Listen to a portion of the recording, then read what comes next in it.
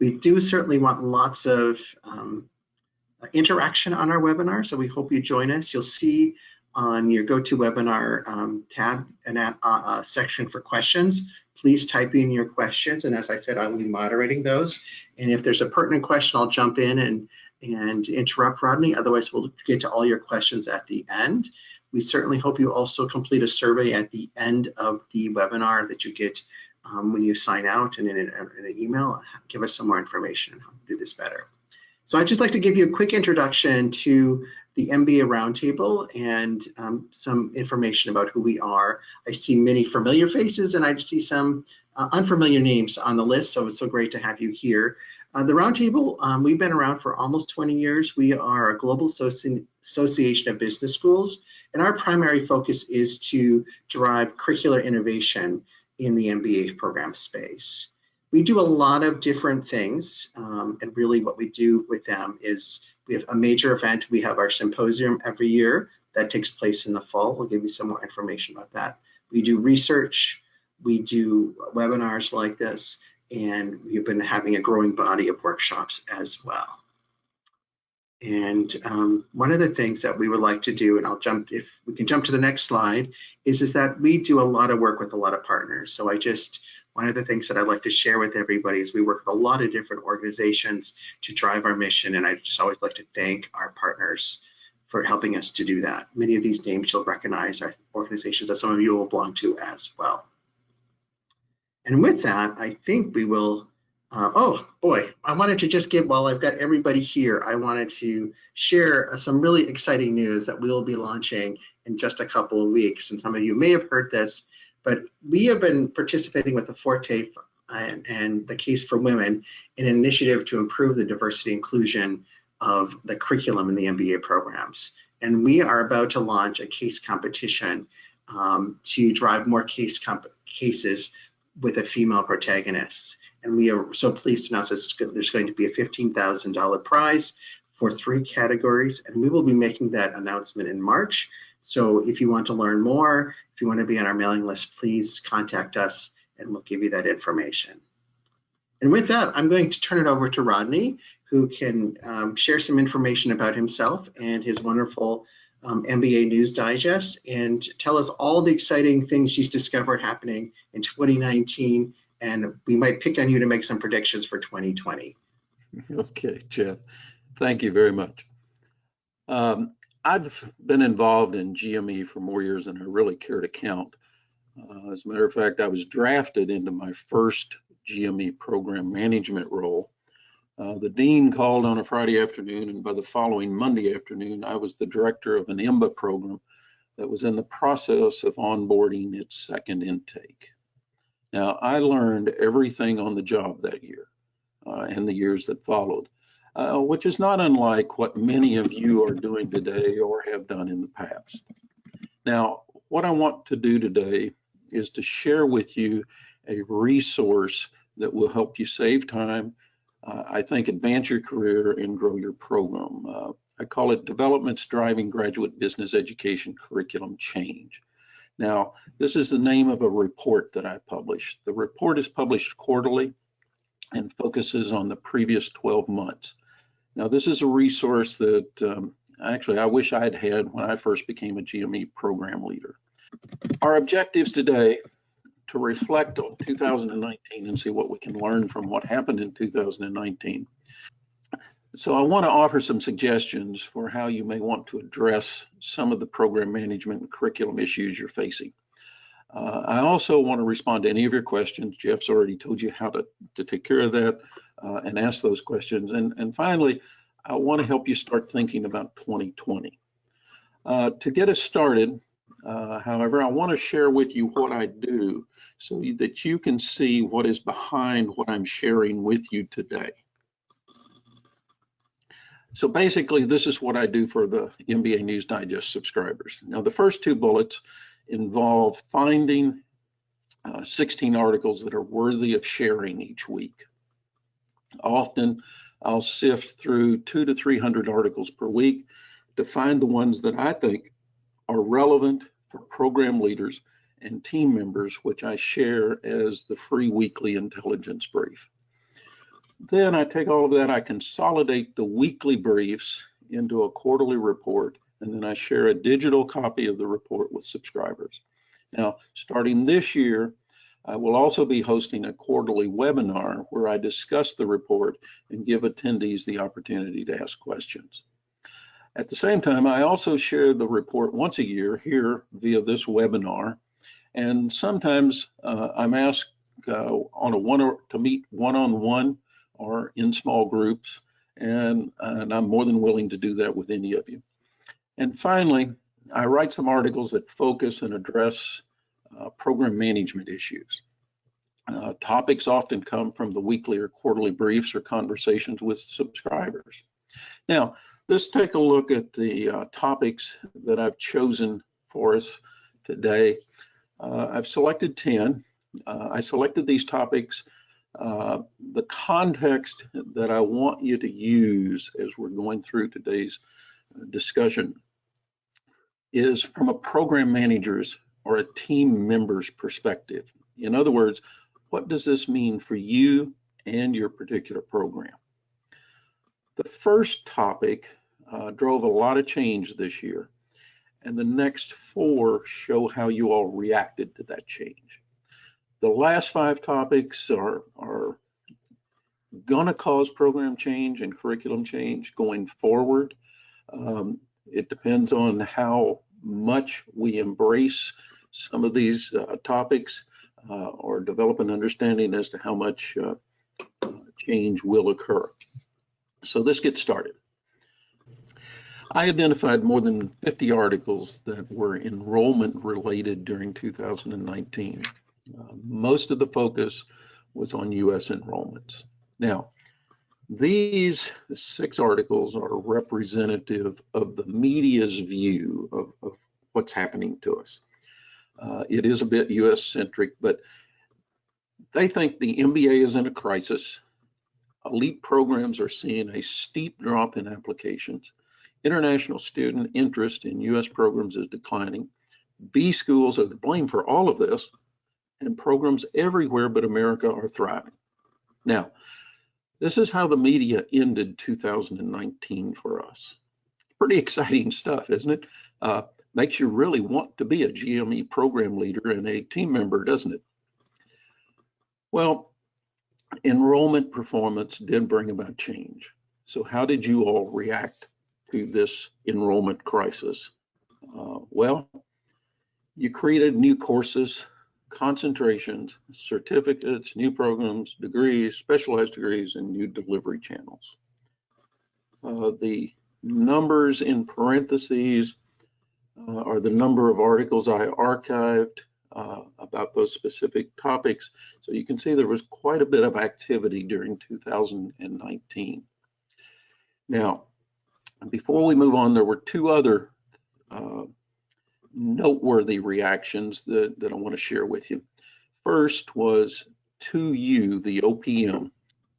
I guess it was in May or June. They announced a shortfall in enrollments. So what happened to them? Well, they had a 75% decline in their stock price. So when GME enrollments take a hit, your program partners will also take a hit. An alternative reaction to all of this, UMaine cut tuition to attract out-of-state students. Now, obviously not everyone can do this, but I did note that there were fewer tuition increases announced last year. It was very difficult to find any. Now, it seems the reaction to this enrollment crisis was something that I'll say, build it and they will come. Well, let us drill down and take a look at some of the new courses. Several years ago, Poets and Quants started tracking and reporting on new courses in business schools. Now they only report on the top 20. So for the current academic year, they identified 182 courses. 182 courses for 25 schools. But when I looked at the list, some of these courses are not so new. For example, Applied Business Economics, Foundations of Business Writing, Advanced Macroeconomics, Business Analytics 2, Decision Models. Now, many of these courses have been around for a long time. For example, my MBA, one of the core courses, required courses, was the Foundation of Business Writing. So I think the classification, they may be new to these schools, but they're not necessarily new to the industry. Now, given this kind of activity, let me ask, is this an indication that curriculum management and change at these institutions has moved from an episodic to a continuous model? Now, I wrote an article for MBA Innovations, a publication of the Roundtable, in the summer of 2011, titled From Episodic to Continuous Curriculum Renewal. Now, I made some suggestions for making the shift. I would suggest that you get a copy of that and scan it and take a look at it. Jeff, is Innovation still available to members online? It should be. I will have to double check, but I can double check on that. Okay. Now, another possible explanation for this is that these campus bureaucracies may be much more user-friendly and responsive. But for most campuses, this is not the case. I never had the privilege of working on a campus where the bureaucracy for course approval and curriculum change was user-friendly or program manager, program leader friendly. Now, let's look at one of the major responses to enrollment shifts, STEM. This article appeared in the Wall Street Journal last week. It pretty much summarizes what happened last year and why. The article will be available to you tomorrow in the weekly intelligence brief that comes out. But here is a list of the more recent, I guess it was in the last 2 months, that these schools announced, let's see, December and January, announced STEM designations. So how did they do this? Well, some of them chose to get a concentration STEM designated. Some chose to take a single MBA program and get it designated. Others decided that all of their programs, all of their MBA programs would be STEM designated and went that route. And finally, some just created new degrees that were STEM designated. Now, as I see it, it doesn't have to be all or none. Now, the driver for this appears to be meeting the needs of international students that want to work in the US for more than 1 year after they graduate from a GME program. Now, my takeaways from all of this is an entire program does not have to be STEM, so a concentration will work. And the second takeaway, after I did a little research, is STEM is not for everyone. As a matter of fact, STEM could be a nightmare for some program leaders. It requires working with the campus DSO for applicant approval and likely curriculum approval. And of course, you do have to have enough students that are interested in such a program. Now, if you're interested in STEM, where would you start? Well, campuses with large enrollments in science, technology, engineering, and math programs probably have at least one STEM program and a DSO. So start with the, I would suggest starting with the STEM program leader and the DSO. Talk to them, see what it takes, and then make the decision to go forward or not. Now, most program leaders and team members don't think about something that I'm calling the invisible curriculum change. It is closely related to key professor departures, new hires, changing professors in courses, and on and on. But it relates directly to the professor and the course and the matching. Now, these two articles are what caught my attention and caused me to start thinking about this concept. So what happens? Well, one is a new professor takes over an old course. there's a high probability the course content will change. The same learning objectives may be retained, but the content will change because the new professor may approach the course in a totally different way. We professors have our own way of doing things.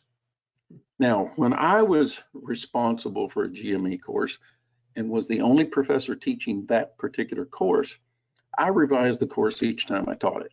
Now, most professors change their courses this way. It's our form of continuous improvement, if you will. And then we also have the case of where several professors teach different sections of the same course. They often get together at the end of the semester to see what needs changing, and they make changes. And almost certainly, when a professor adds a new technology to the course, there is the potential for content change. Now, most of this content change is made outside the awareness of the program leader and the program's curriculum management activities. Now, while the changes are for the better, and they still contribute to the program's learning outcomes, they're often invisible to the program leader. Now, I could argue that it is these changes that make a GME program dynamic and relevant, and not the episodic curriculum review that is done by most programs. I could also argue that a lot of marketing opportunities are missed because other than the faculty member, no one knows what changes have been made. And some of these content changes that are being made are what students are demanding or wanting. And in terms of being able to market that we're meeting student needs and that our curriculum is relevant, it could be a missed opportunity. Now, GSU's MS program announcement caught my attention because of its curriculum design and ties to industry. Now, their MS HRM degree is a 12-month part-time program that was developed in conjunction with the Atlanta SHRM chapter and GSU's HR Executive Roundtable. It prepares students for the SHRM certification exam. Other examples where there's a link to a certification exam are the CPA exam, CMA exam, and the PMI exam. I'm sure you can find other examples, but the important thing is linking to some type of certification which demonstrates relevancy. Now, there are other ways to demonstrate relevancy, but this is what caught my attention with this particular program. And relevancy of content is one of the things that our GME programs have been criticized for over the past few years, and has been used in the past to explain why enrollments are declining. Now, on another front, this shift from how you all reacted to the enrollment crisis to the future, if you will. So let's take a look at the future of GME and the B school. It's currently being questioned. Now, these fourth quarter articles suggest the future is uncertain and that GME and B schools will be changing as a result. Now, the changes may include global and digital. How will we address the needs of a global market with emerging digital economies? Are you prepared to address these needs? Is your curriculum prepared to address these needs? Cost control. Program costs keep going up and student debt keeps going up. How do we turn this around? How do we make GME more affordable going forward? Technology disruption. Now, I've talked about technology disruptions multiple times over the last 2 or 3 years at various meetings and webinars. Technology will continue to disrupt, especially with the ed tech startups that are currently threatening our franchise. Are you prepared for this type of disruption? Capitalism backlash. There's an increasing need for someone to defend capitalism. Is this a role for GME programs and the B schools? Loss of faith in leadership. This is a tremendous problem right now. There's a general loss of faith in the leadership of governments, multinational corporations, NGOs. What role should GME programs and B schools play in turning this around? Embracing diversity.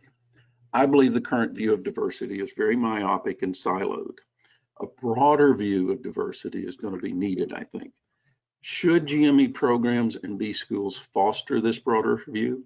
If so, how should they do it? Connecting platforms, the leveraging of platforms that connect, the social media platforms that connect people. How do GME programs and B schools leverage these platforms for better learning experiences? And last, higher education leadership. It seems there is a leadership vacuum in higher ed.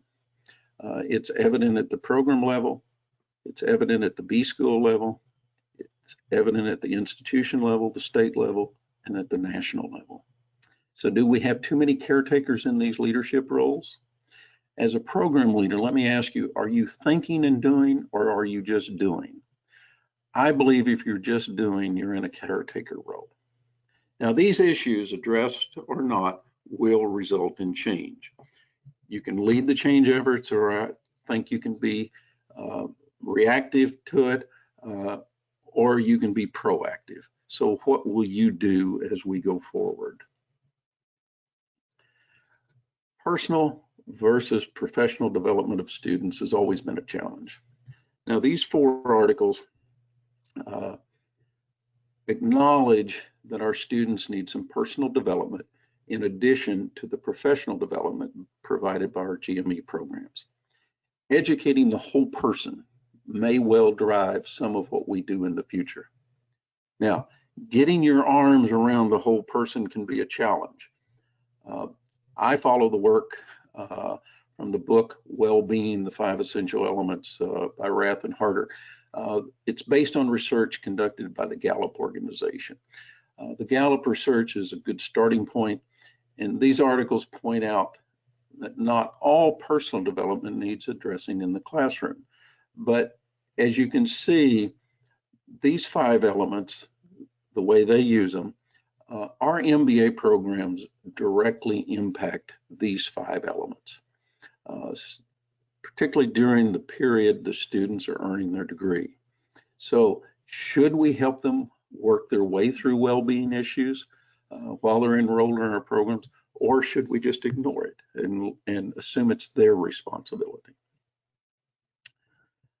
Now, I used a version of this chart last year during this webinar. This article caught my attention and caused me to revisit the chart. Now, the modifications I made is to show convergence with 3 types of programs: full-time, part-time, and online. It's occurring. Now, when these programs fully converge into what I'm calling MBA hybrid, program management will be made simpler, I think. There will be one curriculum, one program, just different delivery channels, but the same students. Now, it's not going to be easy getting there, but done well, students will have the flexibility they want. So will convergence force curriculum change? I think it will. Will it happen in 2020? I don't know. I probably should have 2020 plus. It's going to take several years for this to happen, but I do see a convergence on the horizon.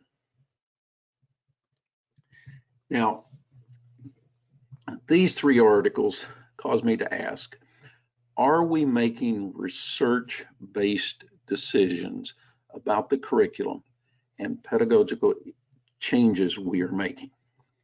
The first reports on a study by a group of Harvard physics professors.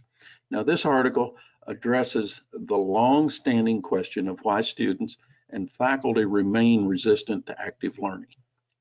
What they did was they compared passive lectures with active learning using a randomized experimental approach and identical course materials.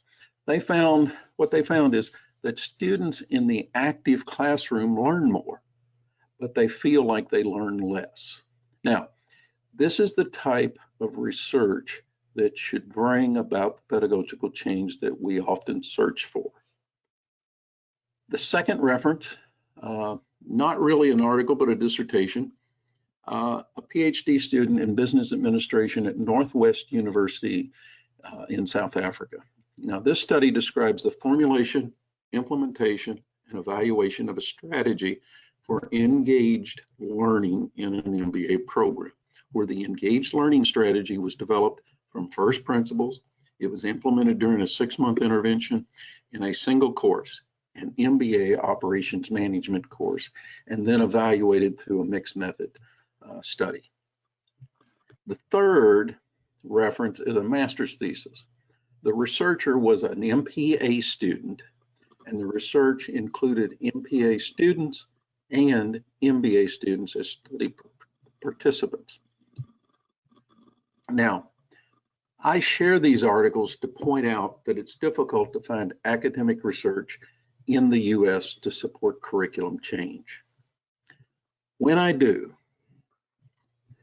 it almost certainly comes from the education programs on campus and not from the B school. Now, I realize it's unlikely that we'll see academic research like this in the B schools anytime soon, but students in the education programs on your campuses are searching for research topics for their thesis or dissertation. So why not get them involved, get them to help you with your AOL program research, and use that research to bring about the curriculum change you want and need. Are we trying to put 10 pounds of stuff in a 1-pound bag? That's the question that when I look at shrinking timelines, are we squeezing too much into a shorter time frame? I shared these 3 articles over the past few weeks with News Digest subscribers. Now, they point out the extent to which program timelines are shrinking. Rutgers created a new DBA program. It's full-time, on weekends, marketed as a 2-year program. Now, this is compressing what has been at least a 3-year program timeline into 2 years. Referring back to Georgia State's MS program in HRM, that degree is part-time, 2 evenings per week, promoted as a 12-month program. Carey's Fast Track MBA, 12 months, 2 nights per week. So how do you take a given program and shrink it? What are the challenges?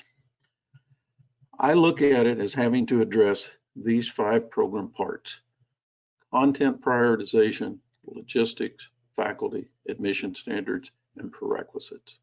Now, each of these presents its own unique problem set when converting an existing program to a new timeline. An alternative may be to start with a clean slate, defining the program objectives, outcomes, etc., and constraining design with the new timeline. Now, I'm sure there are other ways of looking at the shrinking timeline issues, which are program specific, but these 5 are a starting point. Now, I also realize that in Europe, the 12-month program has been a trend for quite some time. It's flowed into the US in the last couple of years, but we're still, a lot of programs convert by trying to shrink an existing curriculum into a new time frame. Now, much of what I've discussed today is in the quarterly news aggregation, my quarterly report. Subscriptions include a report that can be downloaded, a quarterly webinar, a PDF, and access to the webinar recordings. You can get access to all of this by scanning this QR code with your phone or phone camera, or by going to mbanewsdigest.academy. That's mbanewsdigest.academy. And of course, you can always email me at rgalsop@mbanewsdigest.com. Okay, Jeff, do we have any questions? Well, Rodney, you made it. Great. The Actually, I'm still, if anybody has some questions, please send them your way. I have a couple of things that have come up that I'm going to try to just ask you a quick question about. Um, one question is there a report available that identifies the key elements of any MBA curriculum? Let's see, designed based on survey results? What percentage of the entire program is typically devoted to such key topics? I can mention one thing that the roundtable does is we've just completed a core curriculum survey for full-time MBA programs, and so we do have that. And I don't know if you have anything else you would suggest, Rodney. AACSB used to publish something many years ago. One of the things, and I see that as one of the shortcomings in our industry right now. We do not do consistent research over time that tracks part-time programs, online programs, full-time programs, and MBA programs. That's something that's missing, and we have to piecemeal it. And that's why some of what I do is to try to fill in those gaps. It doesn't always work. I'm not, other than what the roundtable has done in the past, and if you take a look at some of the older, and I'll tell you that I think AMBA may well be doing some stuff in Europe. I hadn't thought of them until just now, but I've seen some articles come out of the AMBA organization, and there may be some things, but they would be European centric probably. Great. I have a question that I'm going to ask you directly myself. For me, is the topic of the invisible curriculum changes. Mm-hmm. How would you recommend? Because I entirely agree with you that it's a golden opportunity, but how do you recommend someone tries to sort of stay on top of that as a program administrator? It's pretty simple, but it's not easily done. First of all, faculty members work from a syllabus, and the one thing that that I did as a program director and as an associate dean for all of our graduate programs is I would periodically get a copy of the syllabus, and the first thing that I would do is compare the learning objectives to the program's objectives that were handed down to them and saying, here's what we're trying to accomplish. But then I would start comparing the syllabus over time to see how those changes occurred. So that was one thing. When I would see changes, I would then make an appointment with a faculty member and have a conversation about what those changes were. Now, as a program leader or as an associate dean at that time, I had to be careful. I wasn't meddling. I was trying to learn what they were doing. So the approach has to be non-threatening. It's not as if you're checking up on them. What you're wanting to learn is what are some of the great things that you're doing in your course. That's the approach I always tried to take, so that we could market it, so that we could do something with it. It takes a lot of time and a lot of effort, and I was always particularly interested in a new faculty member and what they were doing, and especially if they took a previous professor's syllabus and just adopted it as their own. I was very concerned.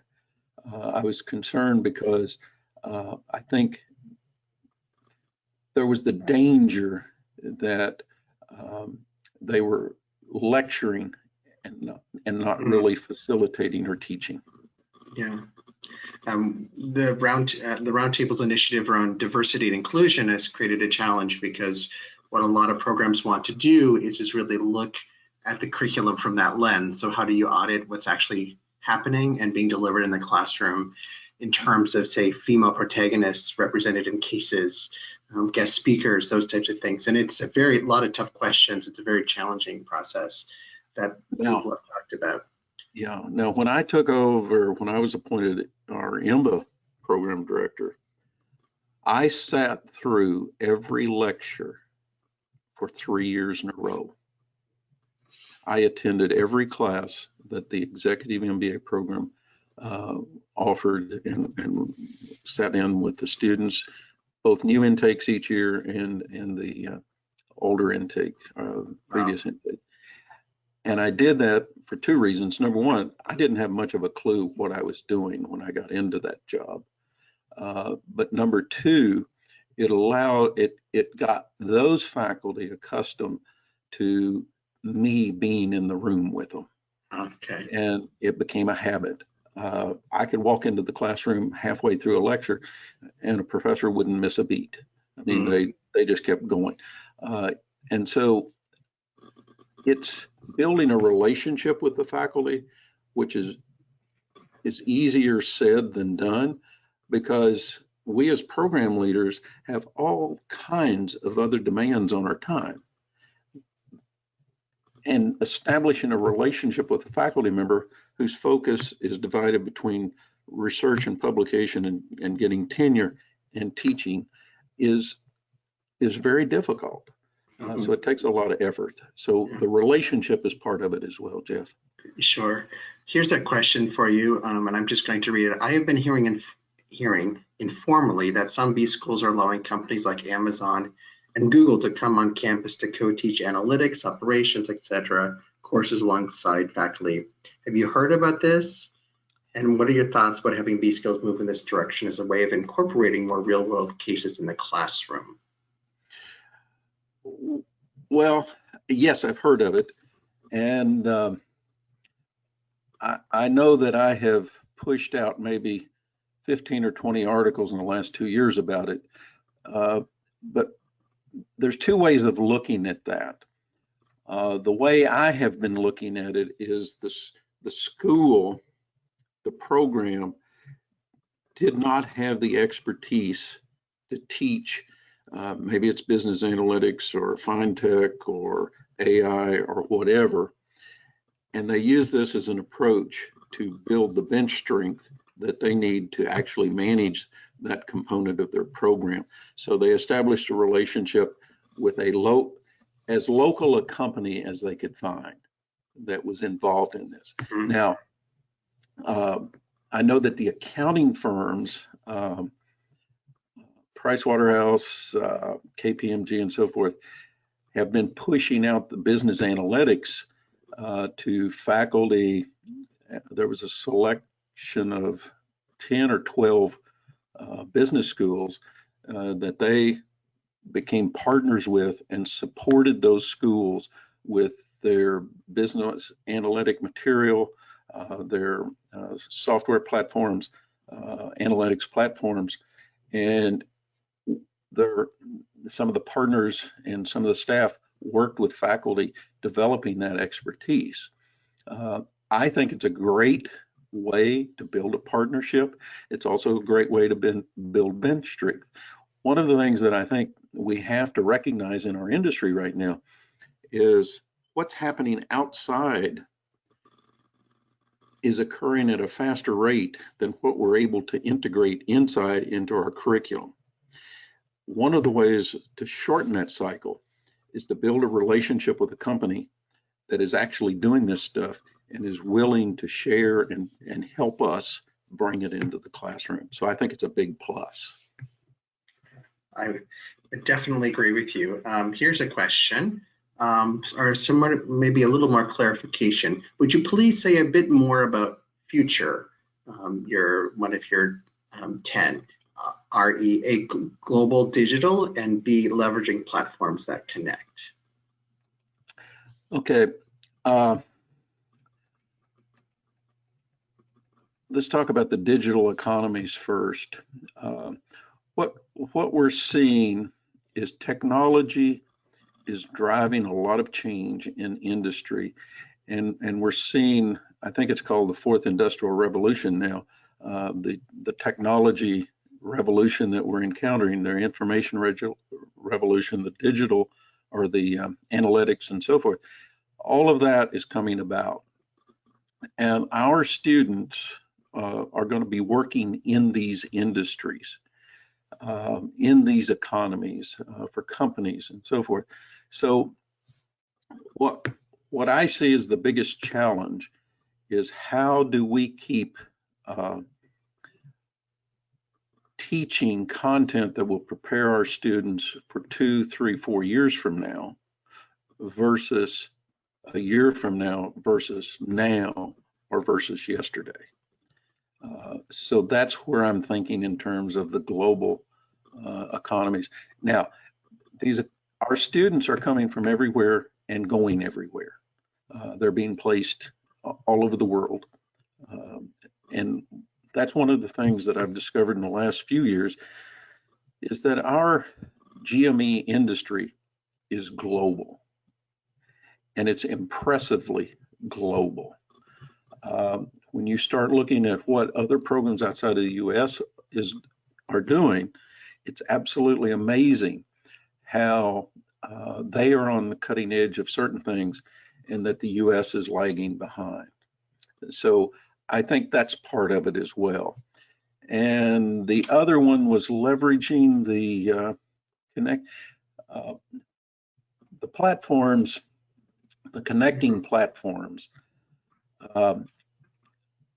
I visit probably 50 B school websites a week.